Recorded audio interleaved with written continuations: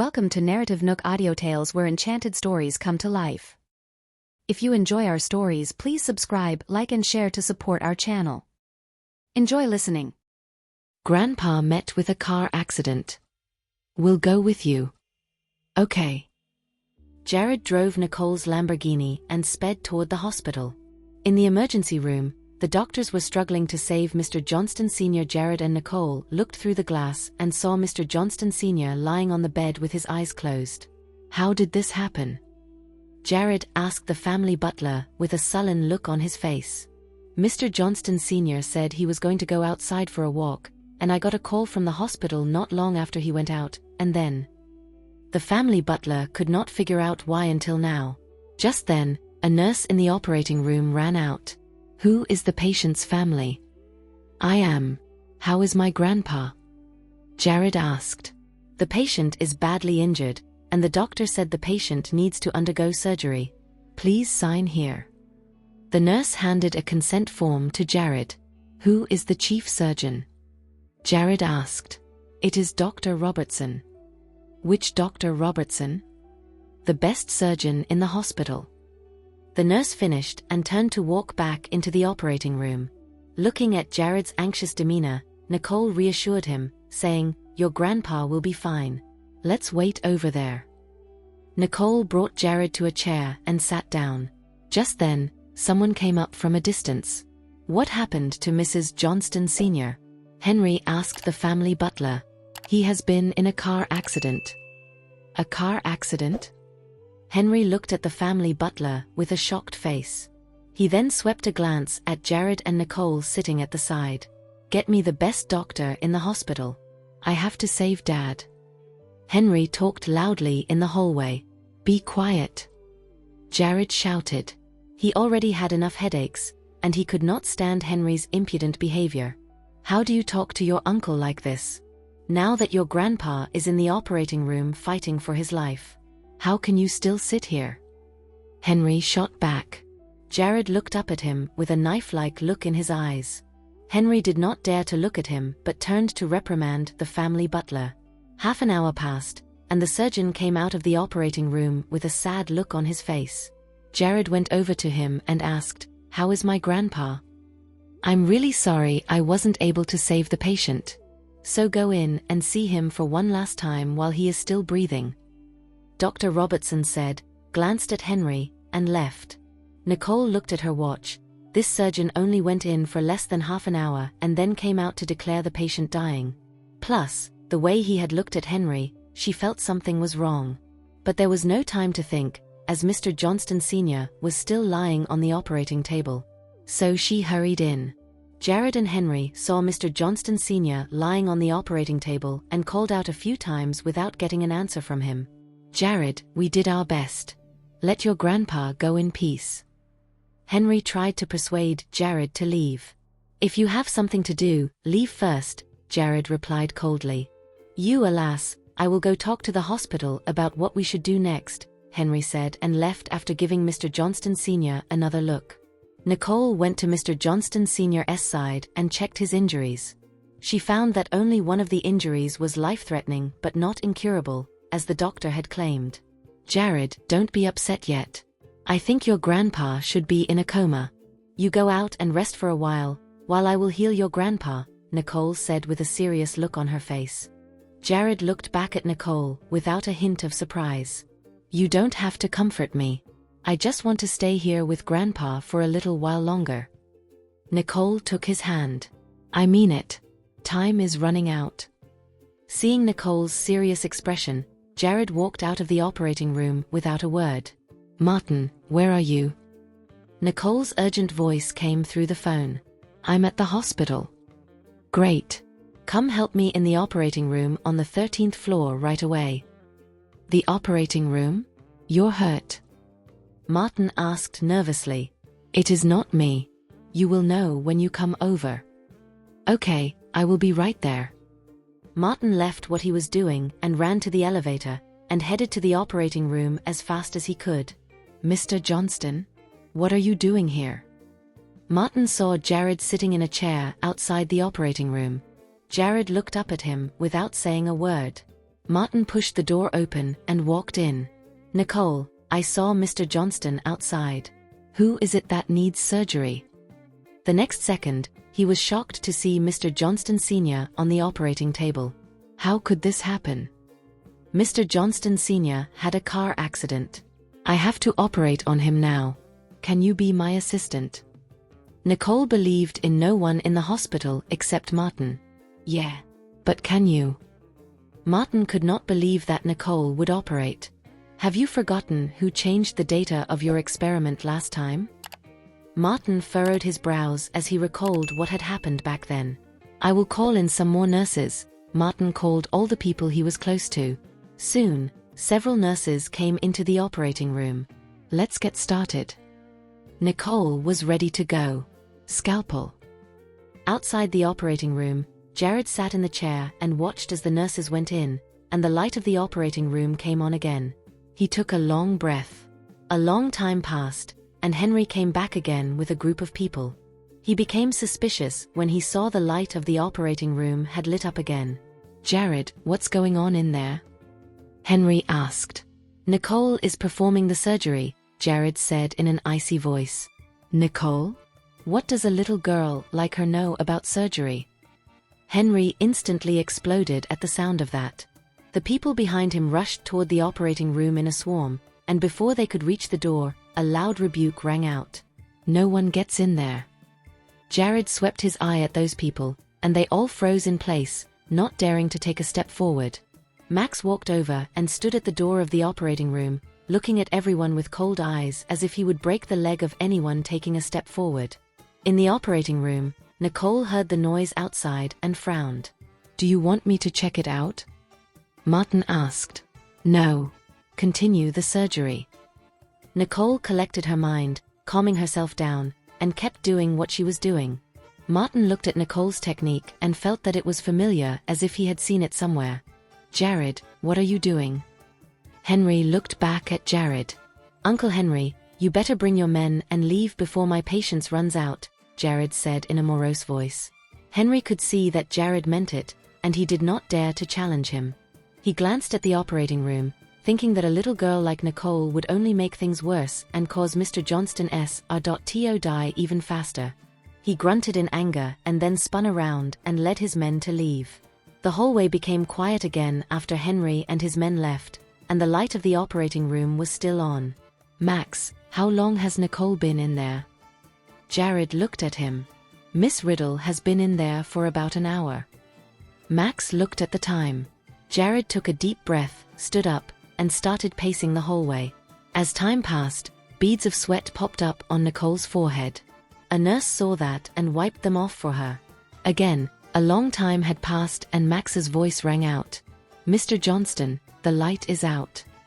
Jared and the family butler immediately came forward, anxious eyes looking inside. After a while, Nicole and Martin came out. "How is my grandfather?" Jared took Nicole's hand and looked into her eyes, trying to get an answer from inside. "Your grandpa is fine." Nicole sighed in relief. "Really?" Jared was in disbelief at hearing what Nicole said. "Really?" Martin reaffirmed what Nicole said. Jared looked at Martin for a moment and then at Nicole with grateful eyes. "I can't believe you have saved my grandpa. Thank you. It is what I should do." "Nicole, I think I have seen your technique somewhere before." Martin tried hard to remember. "You've seen it before?" Nicole glanced at Martin. She had never used this technique anywhere else. This was the first time. So she wondered how Martin had seen it before. "I remember it now. This surgical technique is a secret creation of the world's top doctor, James Dade. No one else, except for his student Ghost Hand, knows this technique." "Where did you learn it?" Martin suddenly remembered a foreign case he had read, which briefly described some of Ghost Hand's surgical techniques. "James Dade? Ghost Hand?" Jared looked at Martin in surprise. "You have also heard of it?" Martin looked at Jared. "Yeah, I heard that James Dade is an internationally recognized top surgeon, and his disciple Ghost Hand is the one who has the highest attainment in medicine after him." Jared had only heard of their deeds but had not seen the real person. I can't believe that you guys also know James Dade and Ghost Hand and even know his techniques. Nicole did not answer Martin's question directly. They are godlike beings, the pinnacle of the medical world. It would be my greatest honor if I could meet either of them. Nicole, you still haven't told me where you learned that technique? Martin had no intention of leaving her alone. Well, since you've seen it, I will tell you honestly. I am Ghost Hand, Nicole said calmly as she looked at them. You are Ghost Hand? The two looked at Nicole in shock and disbelief. You don't believe me? Nicole could see their disbelief. Unbelievable indeed. Martin looked at Nicole and murmured, You don't believe me either? Nicole asked Jared. I believe you, even if no one does. Jared looked at her affectionately, not expecting that his fiancée was the famous Ghost Hand. Just then, a nurse pushed Mr. Johnston Sr. out of the operating room. Jared walked over to check on him. Your grandpa is still in a coma, but he is out of life-threatening condition. Let's get him to the ICU. Nicole walked over and took Jared's hand to comfort him. Jared nodded. Henry returned to his office with the thinking that Mr. Johnston Sr. could no longer speak for Jared. Castor, spread the news about your grandpa's accident right away. The sooner, the better. Henry wanted to teach Jared a lesson for being arrogant all this time. He then called all the directors of the company. The next day, Jared was on his way to the company when Max sent him the news of Mr. Johnston Sr.'s accident. Johnston Group's chairman died in an accident. Jared stared at the headline on his phone. Just then, a call came in, and it was Henry. How long before you arrive at the company? The board members have something to discuss with you. Henry sounded excited on the phone. Jared seemed to have guessed what was going on. Max, drive faster. Yes, Mr. Johnston. Max sped up the car at once and soon arrived and stopped in front of the Johnston Group building. Jared strode ahead toward the conference room. He came to the front of the conference table and sat down, his eyes scanning everyone at the table, where no one dared to meet his gaze. Henry saw everyone lowering their heads, and he took the lead by saying, Jared, all the board members are here today because they are concerned about Mr. Johnston Sr.'s condition. You were the last to leave yesterday. So why don't you tell everyone? Jared swept a glance at Henry, who was speaking, and then looked at everyone else. On behalf of the chairman, I would like to thank you for your concern. You should have seen the news today. I assume you are all here today not only because of the news but also because you were compelled to come. Speaking of this, Jared glanced at Henry. The news is not true. The chairman's condition has been effectively controlled, now placed under observation, so you don't need to be overly nervous, Jared said pointedly. Hearing what Jared said, Henry was instantly wide-eyed. That is impossible. I clearly saw Dad was about to breathe his last yesterday. No way he would get well. What happened? He sat in his chair, thinking, and did not hear Jared talking to him.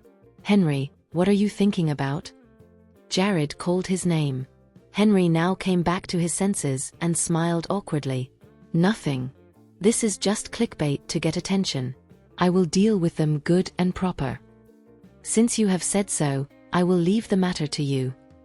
Jared took this opportunity to pass on the PR damage control task to Henry. The chickens had come home to roost for him. Jared, we are sorry to hear about the unfortunate incident, and we are relieved to hear that the chairman is fine. But someone must carry out the chairman's duty in his absence, so perhaps we should first appoint an acting chairman to carry out the chairman's duty and ensure the company can run smoothly until the chairman fully recovers and can preside over the board of directors again. A director, a senior-aged man, proposed. As soon as he finished speaking, the conference room was abuzz with discussion, and voices of agreement abounded. Jared looked at the people in the conference room and knew that Henry was determined to win this time. What is everyone's opinion? Jared asked. I agree with Mr. Holden's suggestion. After all, the board of directors can't function without someone presiding over it. Mr. Pierce looked at Jared and said calmly, Yes. I also agree with Mr. Holden. The board can't function well without someone presiding over it. In Mr. Pierce's lead, many board members agreed with Mr. Holden's statement. Well, since everyone agrees with Mr. Holden, then let's raise our hands and vote for an acting chairman. Jared was alone and could only preside according to the majority opinion now. Max, you will preside over the election of the acting chairman, Jared said. Okay. I will call out the names of the board members in order, and everyone will raise their hands to vote. We will elect the one with the most votes as the acting chairman. Max announced the voting rules. Starting with Jared, all those who vote for Jared as acting chairman raise their hands. Jared has 8 votes. All those who vote for Mr. Holden as acting chairman raise their hands. Mr. Holden, 4 votes. Raise your hand for Mr. Pierce as acting chairman. 3 votes for Mr. Pierce. All those who vote for Henry to serve as acting chairman raise their hands. Henry has 12 votes. All those who voted for Mr. Campbell to serve as acting chairman raise their hands. Mr. Campbell 5 votes. Finally, I announce Henry will act as acting chairman of the company in the absence of Mr. Johnston Sr., Max announced. The room erupted in applause as Henry stood up pretentiously to look at those who had elected him. I hope that during my time as acting chairman, we can work together to boost our company's performance before I hand back the helm to Mr. Johnston Sr. Thank you all, especially to Jared, for his support. Henry did not forget to take a jab at Jared. Then we will all look forward to Henry's highlight reel. Jared deliberately flattered Henry by repeating his promise, meaning to remind everyone to monitor him together, which would make his every move more transparent. The meeting ended, and Jared left the room first. Henry and his cohorts were talking loudly and joyfully in the room. He was now the acting chairman. The entire group had to listen to him, and Jared could no longer flex his muscles in front of him like before. Back in the office, Max could not help but say, Mr. Johnston, Henry is clearly trying to take advantage of the opportunity to usurp the position. Why did you let him do what he wanted? Max just watched Henry's smug look in the conference room and felt like punching him in the face. He could not stand that Henry was too eager to usurp the position while his father was ill. He felt Henry was abominable, like those rebellious ministers in ancient times. You just saw it, those are his men. That those weasels were sitting there meant they had come prepared. Even if I could stop them today, there is tomorrow and the day after. One day, they are going to make things even worse, and then it will be hard to control. Jared was avoiding a head-on collision with Henry now. During a time when Mr. Johnston Sr. was still in intensive care, angering him would make things worse. So, what do we do now? We are only halfway through the cooperation with Martin. Max was worried that Henry would cause trouble for Jared. We will go ahead with the cooperation with Martin. You tell Claus to speed up the process and come up with a revenue analysis as soon as possible. Even if there are objections, as long as we have the data in hand, those directors are not stupid, and they won't let a wonderful project go by without seizing it. They won't sacrifice their wallet to help Henry. In Jared's eyes, those people's minds were like exhibits in front of him. He knew them too well. Okay, I will contact Claus right away. After Henry was elected acting chairman, the first thing he did was to allocate funds to relieve the pressure on the branch, and Henry and Castor eased up. Dad, now that you are the chairman, the Johnston Group is finally in our hands, and we are no longer at Jared's mercy. Castor was jumping for joy. Yeah, after all these years, I finally made it to the top on my own, Henry said. Congratulations, Dad. Castor, from now on, I will let you run this branch. Make good use of this opportunity, and we, father and son, join forces. When we have finally taken over the Johnston Group, we can do whatever we want. Henry was not content with being an acting chairman. He wanted control of the Johnston Group, the real chairman. Don't worry, Dad. I will definitely put the branch in order. Keep an eye on the hospital side at all times. Don't let your grandfather wake up, do you understand? Henry reminded him with a serious face. Got it. I will send someone to monitor him 24 hours a day and report to you as soon as there is any situation. Castor had already sent someone over, and now Mr. Johnston Sr.'s ward was completely under his surveillance. Good. Remember to destroy any trace of the record of the money we have siphoned out. Make sure no one will find out. This was one of Henry's biggest concerns. Got it. At the villa, Nicole was checking her computer when she received a call from Harvey. Nicole, I heard that something happened to Mr. Johnston S. Is it true? Harvey's surprised voice was heard over the phone. Is that what you are calling about? Nicole asked him back. No. I just wanted to ask if there was any news from Scott. Harvey had been thinking about the manned flying car project. Not yet. How is that project you and Sean are working on? It is going well. Haven't you been to Sean's place lately? No, I haven't been to his place in a long time. Where are you? If you are free, let's go over to Sean's place. Harvey had not seen her for a long time either and wanted to take this opportunity to see her. If you want to go, you go alone. I have a call coming in. Talk later. Bye. Nicole hung up, not giving Harvey time to speak. She hung up on me again, Harvey murmured. Nicole, where are you? Grandpa's condition has become unstable. Can you come over? It was Jared at the other end of the phone. Yeah, I'm coming over. Nicole put down her computer and rushed out of the house. In the hospital, Mr. Johnston Sr.'s condition was not too optimistic, as his vital signs suddenly weakened. The door of the hospital room was pushed open, and Nicole walked in. What is wrong with Grandpa? Quickly take a look. She quickly walked to the hospital bed. The parameter readings on the instrument were dropping, and Mr. Johnston Sr.'s life was in danger. How could this be? Yesterday, after Nicole performed surgery on Mr. Johnston Sr., his vital signs were all stable, and he was supposed to get better today. So she wondered why his condition had deteriorated now. Nicole gave Mr. Johnston Sr. a quick checkup and found no problems anywhere, including the instruments. At last, her eyes landed on the 4. Let me see the infusion record for today. Nicole looked at the doctor. The doctor immediately handed it to her, and she found the problem at first glance. How can you give this medication to the patient? His current condition isn't suitable for this medication. Pull out the needle immediately. We have given this medication to many patients after surgery, and there have been no adverse reactions. The doctor questioned Nicole's judgment. You are right, many hospitals give this medication to post-operative patients, but this patient's case differs from others. If you use this medication, there will be significant side effects. Nicole pulled the needle when she saw no one dared to do it. You can't do that. This will put the patient's life in danger. The doctor did not believe what Nicole said and tried to stop her. Don't stop her. Just do what she says. Jared spoke up upon hearing what Nicole said. Nicole glanced at Jared and then quickly wrote a prescription and handed it to the nurse. Follow this prescription and give the patient the medication right away.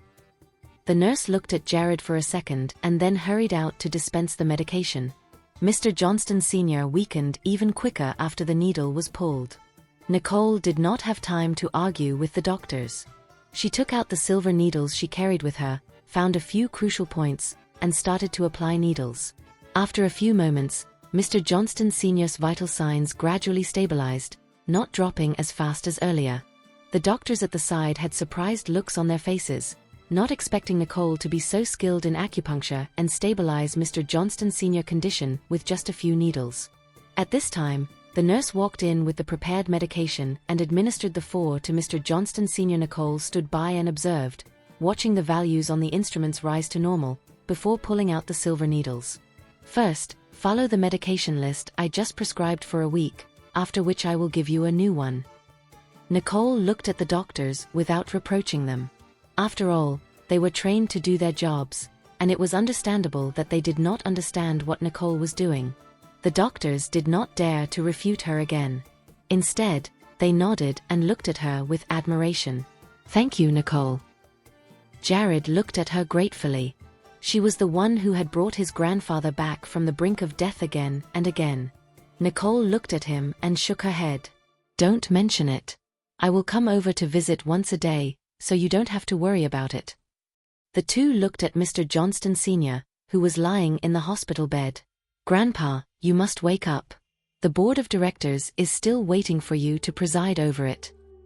Mr. Johnston, Henry has arrived at the headquarters, Max said as he came in. Is there something going on in the company? Nicole saw Max's grave expression and asked. Yeah. I have to go to the office to deal with it. Go ahead. I will stay here. Nicole's words were reassuring to Jared. Thank you. I will be back when I'm done. Jared looked into Nicole's eyes and then left with Max. In the car, Jared asked Max, who did Henry come with? Just him. Alone? Do you know why he is here?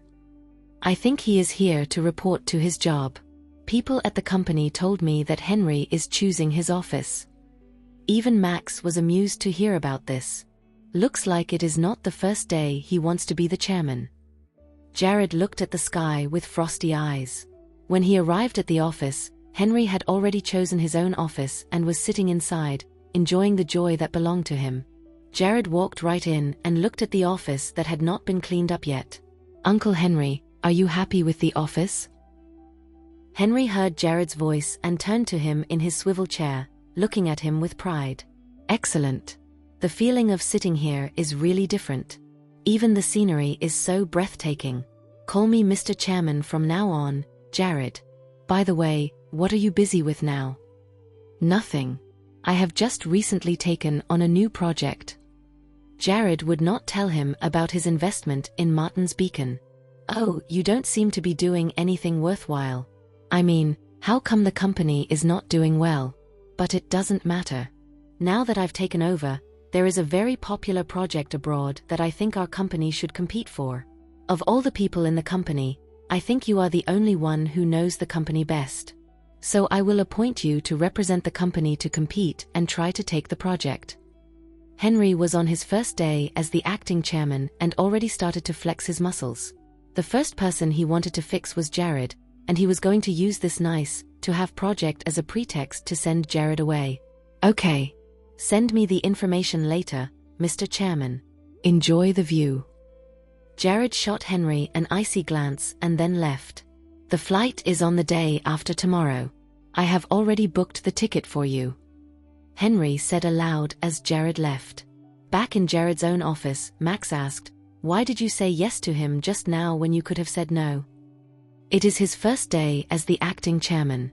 If I don't let him get what he wants in the first round, he will surely make more trouble later on. By then, it will be hard to control him. Jared knew Henry well, and he would play along as long as things did not affect the company's interest and his deal with Martin. The only thing was that he was worried about Mr. Johnston Sr., who had not yet awakened. He sat in his chair and suddenly thought of Nicole. Order 2 meals and go to the hospital afterward. Okay. In the hospital, Nicole was guarding Mr. Johnston Sr.by the bedside.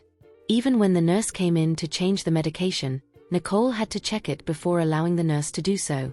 Jared pushed open the door to the ward and saw that Nicole had been sitting at the bedside in the same place when he last saw her. Jared went over to her and asked, "You have been sitting here all along?" "Yeah. The nurse came in a few times to change the medication, but your grandpa's condition has been stable." Nicole looked over at Jared. He stroked Nicole's hair and felt sorry for her. "Why are you being so nice? I feel bad about it." Nicole shook her head and asked him with a smile instead, "Did you bring me anything to eat?" "Yeah." Jared asked Max to put the food on the table. "Wow, that looks good." Nicole was starving. She picked up the cutlery and dug in without waiting for Jared. "So good." Nicole smiled contentedly. "Take it slowly. These are all yours." Seeing Nicole so hungry, he could not bring himself to eat. "What are you waiting for? Let's eat together." Nicole was puzzled when she saw Jared not eating. Okay. Only did Jared eat? Other than Mr. Johnston Sr., who was lying on the hospital bed, they were the only persons left in the ward. "Jared, did something happen in the company? You left in such a hurry earlier." Nicole looked at Jared. "Nothing big deal. It was Henry who went to the office." "Henry? What was he doing at the office?" Nicole looked at him in puzzlement. He is the acting chairman now. So he was reporting to the company today. When did he become the acting chairman? Isn't your grandpa the chairman? Nicole looked at Jared with surprise. The baffled look in her eyes was unmistakable. The company has a rule that if the chairman can't carry out his duty, the board of directors will elect an acting chairman, Jared explained to her. So people just chose him? Didn't they see that you were obviously a better choice? Nicole could not understand why this happened. There is something going on there that you don't understand when you are not in the workplace. From the tone of your voice, it sounds like someone has pulled some gamesmanship. Nicole was not in the workplace, but she could guess the tricks people used at the workplace. These people will really do whatever it takes to get what they want, even sacrificing the interest of the company. How did such a person become a senior executive in the company? Nicole was in disbelief. Jared laughed and continued eating. There is something I need to talk to you about. What is it? Henry asked me to bid on a project abroad, and the flight is the day after tomorrow. I will need you to look after my grandpa on my behalf while I'm away. Jared looked at Nicole with pleading eyes. Don't worry. I will help you take care of your grandpa. Do whatever you need to do abroad. Grandpa will be in my good hands. Nicole looked at him as she finally had a chance to share his burden. Before this, it was she who always needed his help. Okay. I will be back soon. If there are any urgent matters, you can call Claus. Okay. Don't worry. Everything will be fine. That morning, Nicole was sending Jared off at the airport. The plane will be leaving soon. Do you want to give me a present? Jared looked at Nicole. A present? I don't have one. Nicole looked at him awkwardly. The next second, Jared kissed her on the lips. This gift will be enough. Nicole blushed instantly and looked around in embarrassment. It is so embarrassing with all these people here. I'm leaving. Jared walked reluctantly toward the boarding gate, looking back at her every now and then. Nicole waved to him. This time, it was Nicole who stood by the window looking at the plane, and Jared tacitly turned on his phone's flashlight, waving at Nicole from the plane. After seeing Jared off, Nicole headed straight to the hospital. Mr. Johnston Sr. was still in a coma, so Nicole consulted the doctor about the changes in Mr. Johnston Sr. condition over the past few days and then went to sit with him in the ward for a while before returning to the Seaview Villa. Nicole, I see you have been running around often lately. What are you busy with? Tia was concerned about Nicole and felt that she had been working a bit too hard lately. Haven't you watched the news? The news? You mean the news about Mr. Johnston Sr. having a car accident? Tia came to Nicole's side. Yeah. Mr. Johnston Sr. was hospitalized, and I have been spending time at the hospital lately. And how is Mr. Johnston Sr. doing now? Tia asked with concern. His condition is stable. Good to hear. It is more important that he is all right than anything else. Absolutely. Everyone knows the logic, but still, why do people still sell their lives for power and money? He should have been enjoying his retirement at his age, but such an accident struck him. Life is unpredictable. Nicole lamented. What is for lunch? Nicole looked at Tia. Whatever you want to eat. I will make it for you. Tia looked at Nicole. Why are you being so nice? I would like to eat porchetta. Got it. Just give me a moment. Tia went into the kitchen as she was going to cook Nicole's favorite porchetta herself. Is the porchetta ready? Nicole could not wait but went into the kitchen as she had smelled it. Yes, it is ready. Tia served the porchetta in style and brought it to the table. It looks very appetizing. Come on, try it. Tia looked at Nicole. Nicole took a bite of the porchetta and flavors exploded in her mouth. It is so good. There would be no surprises if I brought it out earlier. I can eat this all day. This porchetta is just too good. Nicole munched at it. After the meal, Nicole and Tia were relaxing on the sofa. Tia, why don't we watch a movie? Yeah, I will find one. Just then, Nicole's phone rang. She picked it up and answered it. Hello. It has been a long time, Nicole. My R&D team has been set up. When are you coming over to take a look? Scott's voice came through the phone. Scott, I admire the speed of your execution. I can't believe you have already put together the R&D team so quickly. Nicole marveled at Scott's speed at doing things. Since the decision has been made, there is no reason to delay. The sooner this project can go live, the closer we are to our dream. You still haven't answered me, Nicole. When are you coming over to take a look? Scott, I really want to go over right away, but there are some things I need to do on my end, and I can't get away for a while. Nicole explained. What could tie you up so much that you can't get away from? Do you need my help? Scott still cared a lot about Nicole, and he was willing to help out with her matters. Thanks, Scott. I can handle it myself. I will fly over to your side as soon as I'm done here. Nicole did not need Scott's help, but she was grateful for his kindness. Okay, then you get busy. I will get the R&D people started on my end. Call me when you can come over. Scott was slightly disappointed that Nicole could not come to the opening ceremony of the R&D team. Okay. Nicole hung up the phone. You are so busy, Nicole. I think you need an assistant. Tia said with a serious look on her face. An assistant? Thanks for reminding me. The director told me yesterday that I had shooting this afternoon. What time is it now? Nicole suddenly remembered the shooting. 2 o'clock. Arg, I'm late. Nicole immediately got up and walked outside. Drive slowly, Nicole, Tia called out. But Nicole did not even hear her. She got into her car and sped to the studio. Sorry, I'm late. Despite who Nicole was, she still politely apologized to the director, who looked at her and smiled awkwardly as if not knowing what to say. What is wrong?